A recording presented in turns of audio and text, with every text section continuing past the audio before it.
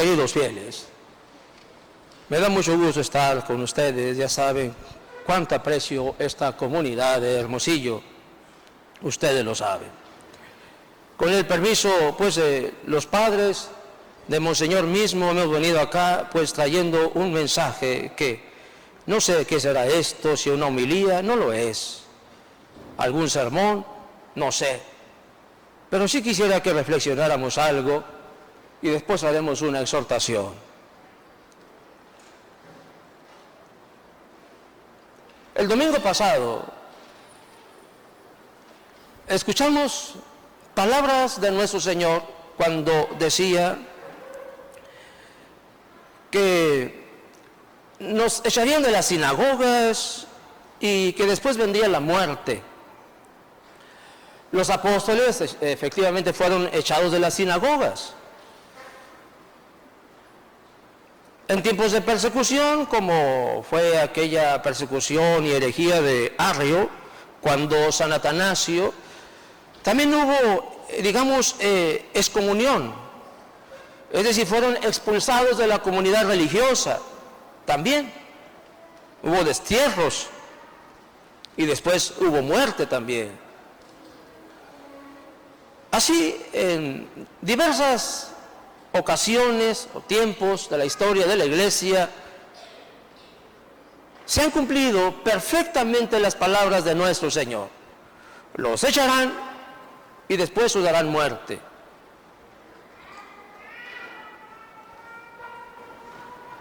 En nuestros tiempos también nos han echado y llevamos fuera, por así decir, excomulgados, más de 50 años, alrededor de 60.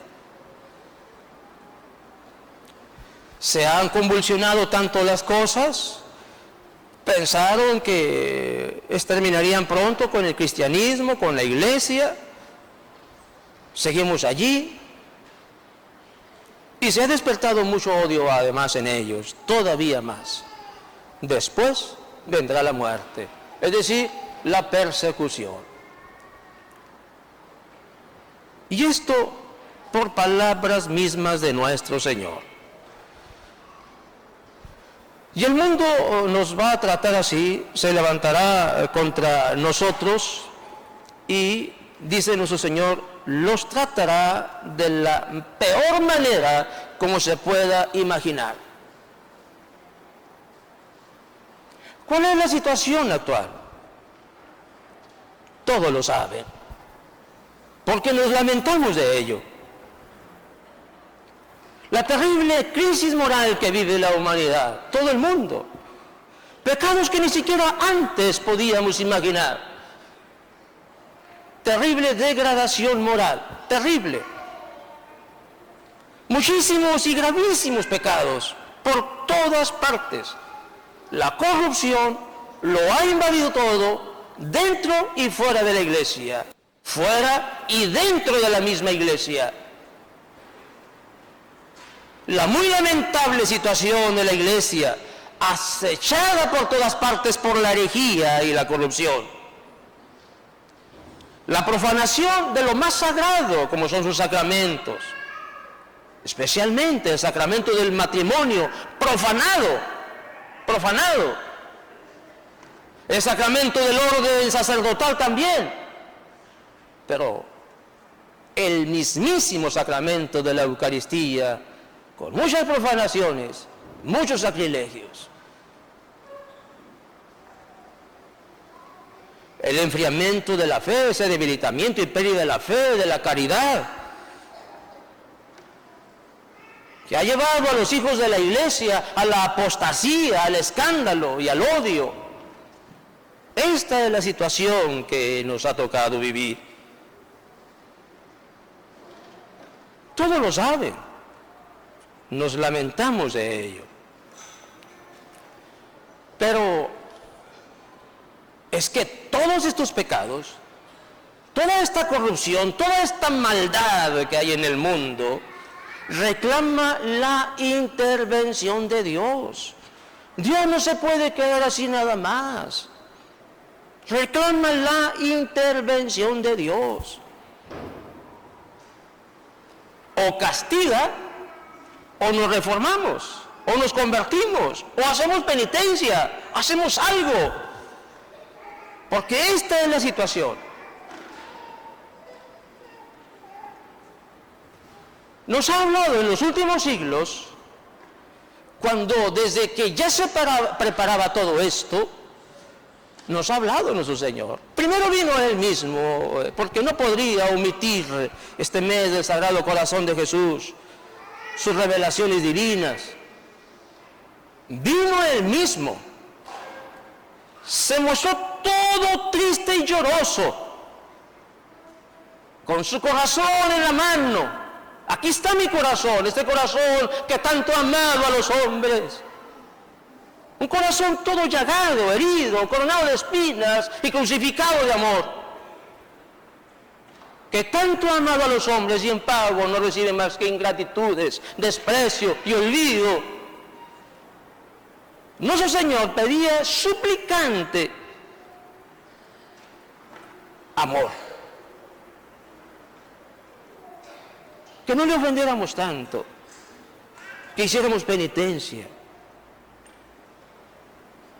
Esto pedía Él, siendo el Creador el que merece todo el amor del mundo.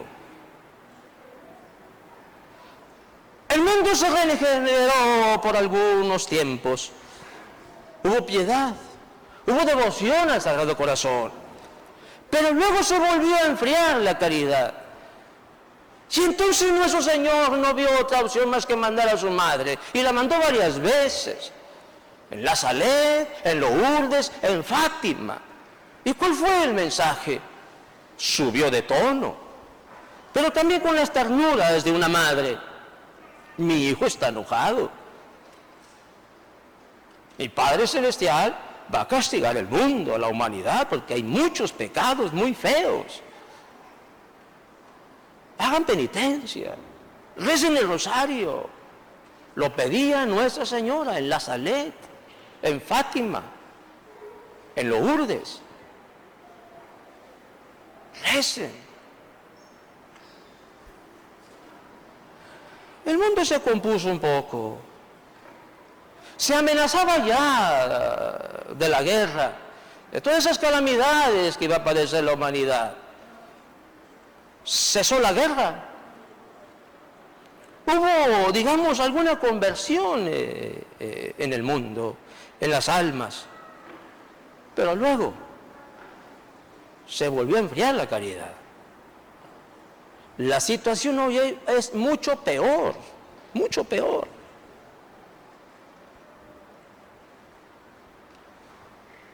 Hoy hay pecados que claman justicia al cielo, como son el aborto y la sodomía, el abandono mismo de los infantes. Hay muchos pecados horribles que claman justicia al cielo. Esta es la situación. Como ya hubo ruegos de parte de un Dios, como ya hubo advertencias de parte de una madre que es tan bondadosa, que no quiere el mal de sus hijos, como ya hubo una amenaza de lo que se iba a venir, estamos en situación de que esa amenaza se tiene que cumplir. Y lo que vemos hoy, no solamente en nuestra patria, en todo el mundo, pareciera, como lo ha hecho Dios, como lo hizo con su pueblo, que nos ha entregado a las manos de nuestros enemigos. Nos ha entregado a las manos de nuestros enemigos. Esa es nuestra situación. Es terrible. Ustedes lo saben, es evidente.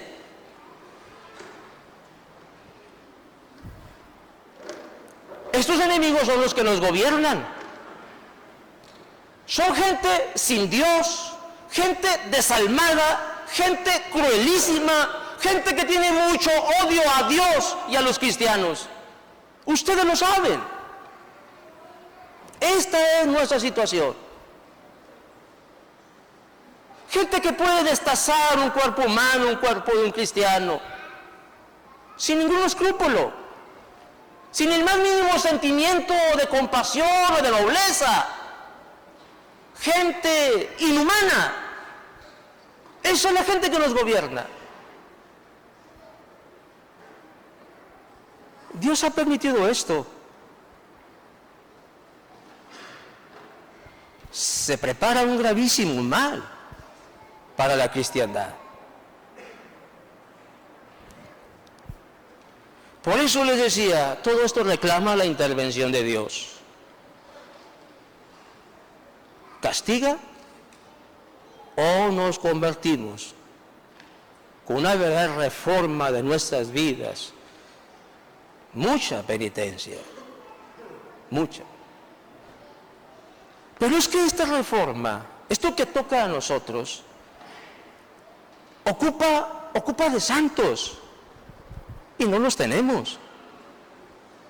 Ocupa de grandes penitentes, de contemplativos, despreciadores del mundo, amantes de la soledad, del silencio, de la vida íntima con Dios. Se ocupan estas almas privilegiadas.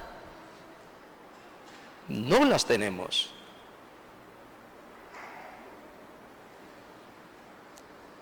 Porque se nos ha dicho en medio de todo esto que ya nada se puede hacer, que todo está perdido, que no hay nada por hacer, que para qué hablamos o hacemos movilizaciones en la calle si ya todo está perdido porque son muy poderosos. ¿Ustedes creen esto? Si decimos que ya nada se puede hacer, que todo está perdido, esto es una herejía. Es una herejía. Decir que ya nada se puede hacer y que todo es inútil es conceder el triunfo y la victoria a los enemigos de Dios. Es decir, que el cristianismo y la iglesia ha sido derrotada. Y esto es una herejía. Eso no es posible. Por muy mala que veamos la situación, totalmente adversa, parece una iglesia en ruinas, lo está. Pero la iglesia, el cristianismo no ha muerto. Lo quieren matar, pero no ha muerto. Entonces, ¿qué tenemos que hacer? Pues mientras tengamos vida tenemos que luchar. Tenemos que hacer lo que nos toca, porque hasta aquí no lo hemos hecho. No lo hemos hecho. Si estamos convencidos ciertamente que se requiere Dios y que solo Dios puede salvar esta situación, desde luego, y concedemos eso, pero Dios no lo hará sin nosotros, porque esta es nuestra lucha, porque estamos en el mundo. Y Dios no hace batallas en el mundo si no es con nosotros. No es su batalla, no es su lucha. En el cielo Él está perfectísimo, con toda su gloria, queriendo ser glorificado en la tierra, quiere que le glorifique sus hijos. Y a veces tiene que ser hasta con la misma muerte, con la persecución, con el sacrificio. Luchando continuamente contra estos enemigos de Dios y de nuestras almas. Es nuestra lucha. Es la de Dios, desde luego, pero la de Dios con nosotros. De tal manera que si nosotros no hacemos nuestra parte, Dios no va a intervenir. Por eso, en toda esta crisis que vive la iglesia, tan desoladora, pareciera que Dios está dormido. Dios no hace nada. Como en aquella barca de Pedro, en medio de la tempestad, y él dormía. No hemos sido capaces de despertarle con nuestras tibiezas. Dios espera mucho más de nosotros. Lo reclama la crisis que estamos viviendo. No puede ser que en medio de todo esto que vemos y palpamos, sigas tú igual como si nada pasara, procurando tu confort, tu descanso, la buena vida, como si nada pasara. haciendo planes cómo enriquecerte más y adornar mejor tu casa. No es posible todo esto. Convencidos pues de que algo tenemos que hacer. ¿Qué es eso que tenemos que hacer? Primero tenemos que hacer un recuento de lo que tenemos, porque si vamos a enfrentar a un enemigo muy poderoso, pues vamos viendo qué tenemos. ¿Con quién vamos a enfrentar esta situación y a estos enemigos? ¿Cuántos sacerdotes tenemos y cómo son estos sacerdotes? Si están preparados para eso. ¿Cómo están nuestras familias, nuestros cristianos en sus hogares, los esposos, las esposas, los hijos? Es lo que tenemos. ¿Y cómo están? ¿Están a la altura, a la medida de una batalla así? Nos hemos dado cuenta de que no. En cuanto a nosotros, los sacerdotes, para empezar, deberíamos de ser ya cerca de 40 sacerdotes. Pero no somos ni 20. Hemos perdido tantos en esta batalla, que ha sido muy dura, muy difícil. ¿Por qué? Pues no estábamos preparados para eso. Empezó acá. Ustedes lo saben. Al principio con un monasterio. Eso fue una locura, bendita locura. Pero no se pudo. El clima y otras adversidades no permitieron que aquel monasterio siguiera. Y entonces se buscó algún reglamento, una disciplina un poco más tranquila, más relajada, o mejor dicho, pues simplemente un seminario para formar sacerdotes no religiosos. Y entonces, bueno, se tuvo a la mano el reglamento de seminario que usó Monseñor Navarrete en sus seminarios. Pues muy bueno, porque así se formaban los sacerdotes antaño. Pues bien, ese nos va a servir. Pues eso hicimos. No fue suficiente. ¿Por qué? Porque estos reglamentos, esta disciplina que se usó, se usaba pues para tiempos normales. Ciertamente para que los sacerdotes se santificaran en un mundo que no estaba tan cruel como ahora. En una situación de la iglesia mucho más tranquila, donde no había herejía, donde los sacerdotes podían estar al abrigo y vigilancia del obispo, y no solamente del obispo, sino de los vicarios y decanos que vigilaban cierto número de sacerdotes y parroquias, que podían tener sus retiros y confesiones con frecuencia, que tenían que rendir cuentas directamente con sus superiores. La situación era así, normal, tranquila.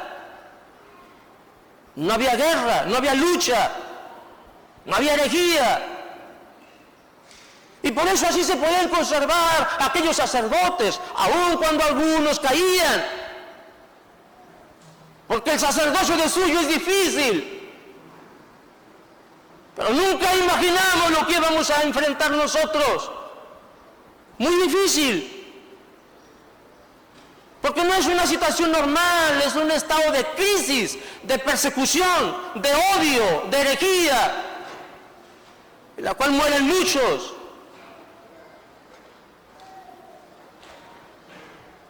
Y esta es la razón, porque hemos perdido, vamos perdiendo.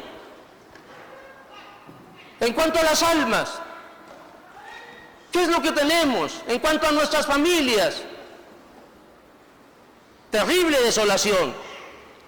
Familias con muy pocos hijos, familias llenas de egoísmo, matrimonios llenos de egoísmo y sensualidad, ávidos de riquezas y de cosas materiales, llenos de mundo. Tanto así que han dejado sus hogares vacíos, ya no hay calor allí, de los esposos, de los padres, ya no. A los hijos se les abandona, no se les educa. Familias muy reducidas. de las cuales no pueden salir vocaciones. Imposible. Lo hemos constatado nosotros una y muchas veces. Pregunten ustedes, constaten ustedes mismos, con los seminaristas que tenemos ahora, con los sacerdotes que tenemos, ¿cuántos hermanos tenemos? Y lo van a constatar. Todos. Con alguna muy rara excepción. Familias arriba de 4. Arriba de 4. De menos no pueden salir vocaciones. Pues esto es un puñal a la iglesia, que la está matando. Por eso también ocupamos reformar las familias, santificarlas. Se ocupa tanto esto, que vuelva a la familia tradicional, con verdadera vida cristiana, no esos hogares fríos y solos, a los cuales solamente se va a dormir. Esto no puede ser. Necesitamos que allí florezcan las virtudes, al menos el carácter que todo hombre y toda mujer debe de tener, el carácter, la firmeza, el espíritu de sacrificio. Esta también es una razón, que los mejorcitos que se van al seminario, los mejorcitos, no es suficiente con eso.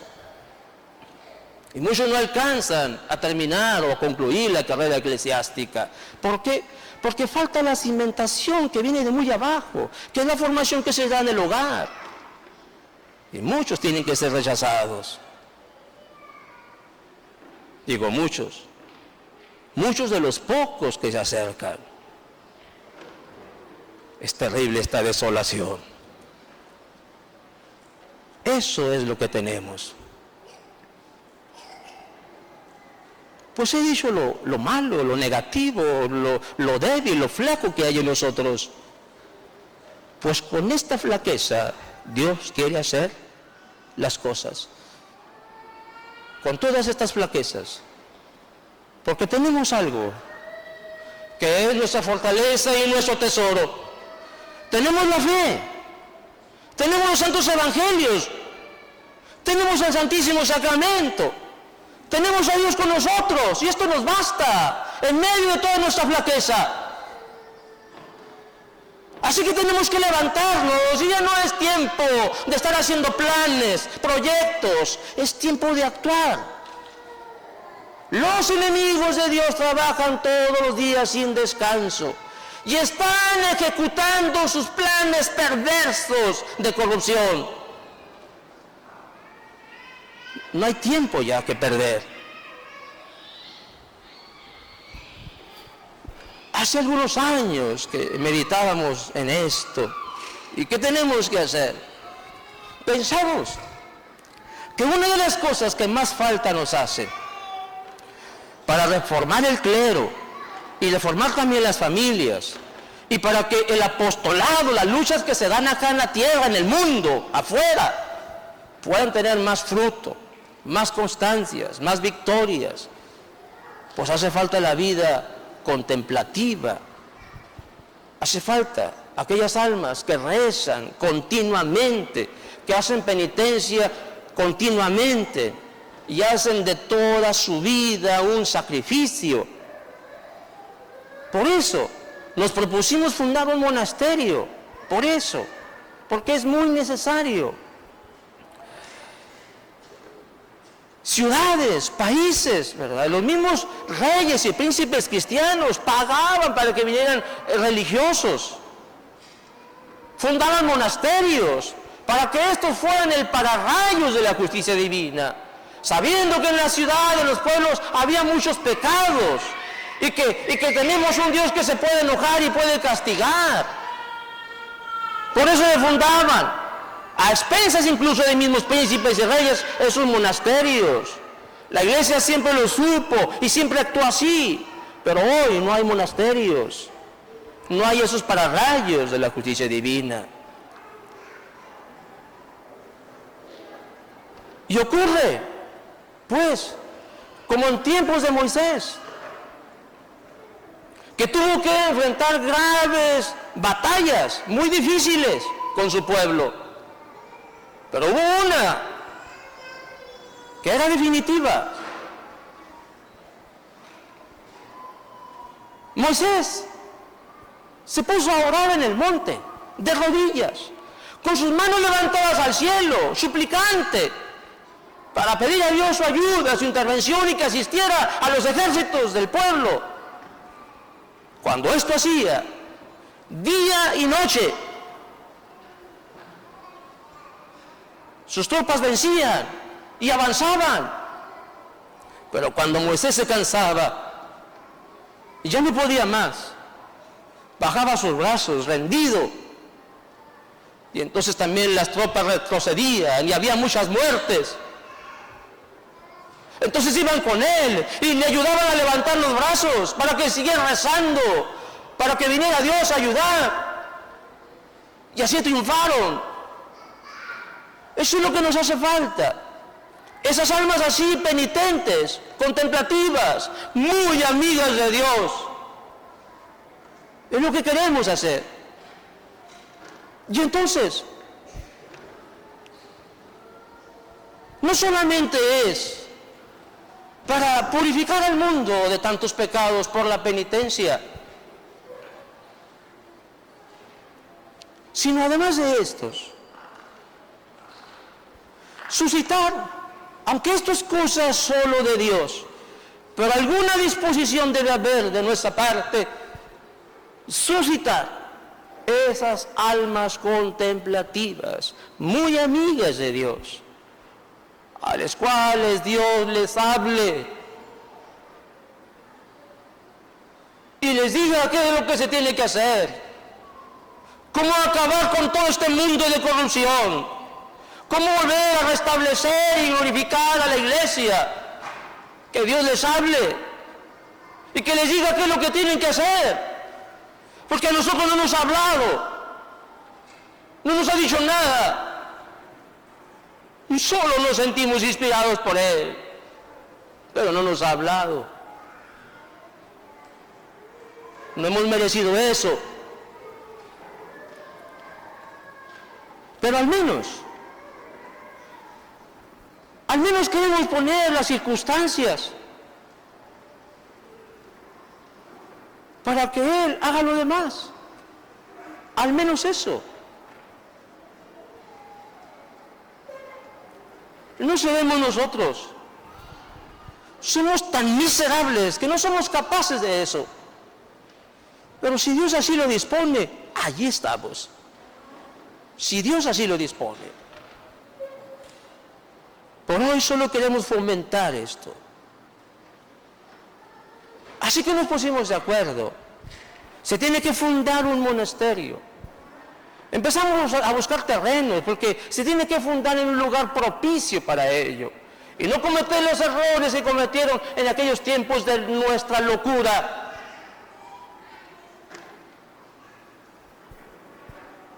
Vimos un terreno y vimos otro.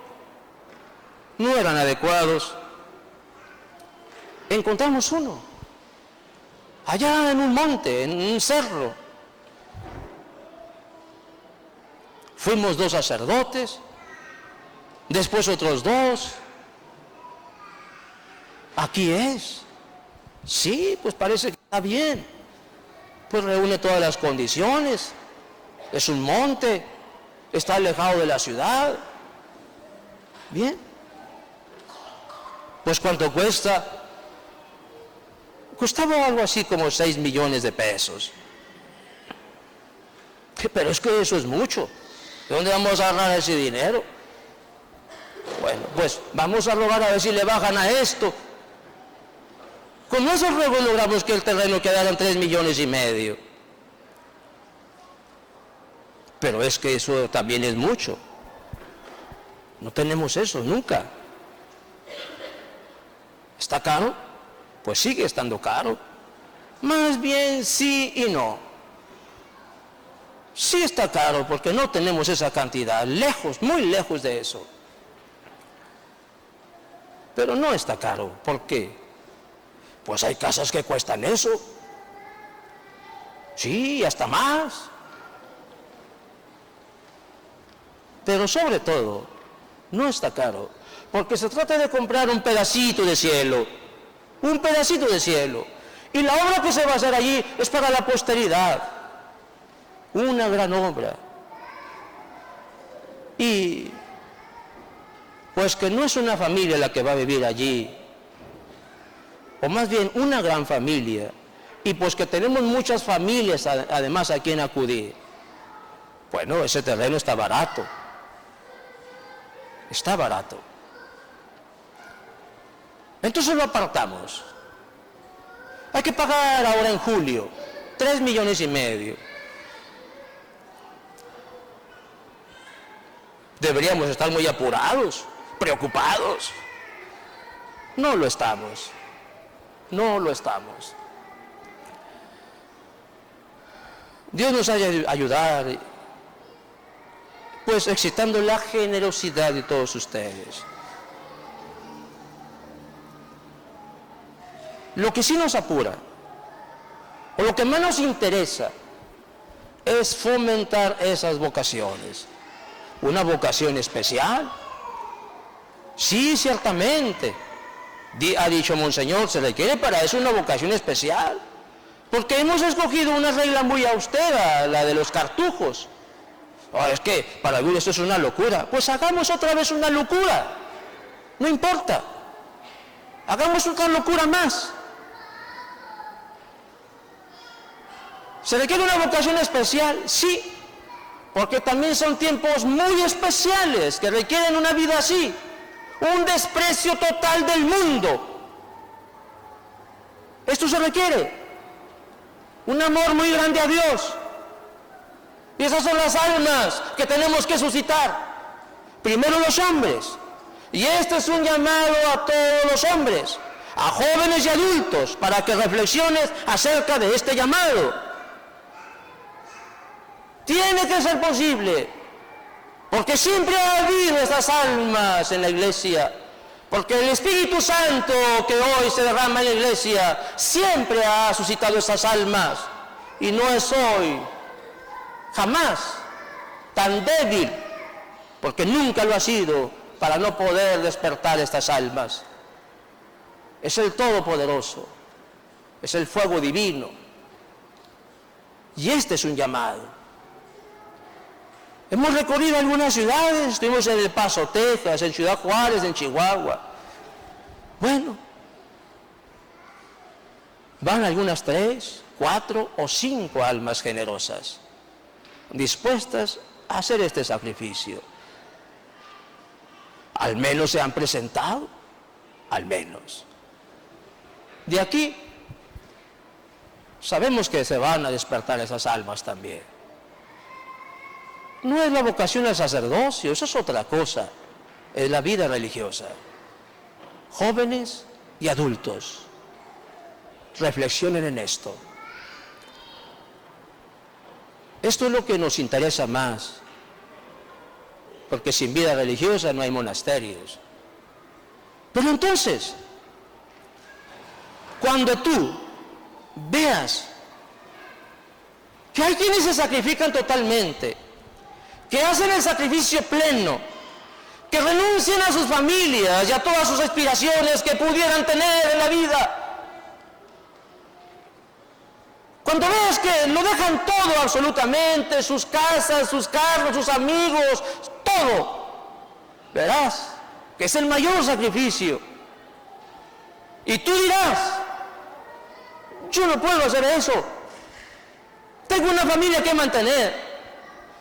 Y no tengo las fuerzas para hacer eso, me falta la vocación. Quisiera hacer eso también, pero no puedo. Pero daré lo que pueda, todo lo que pueda.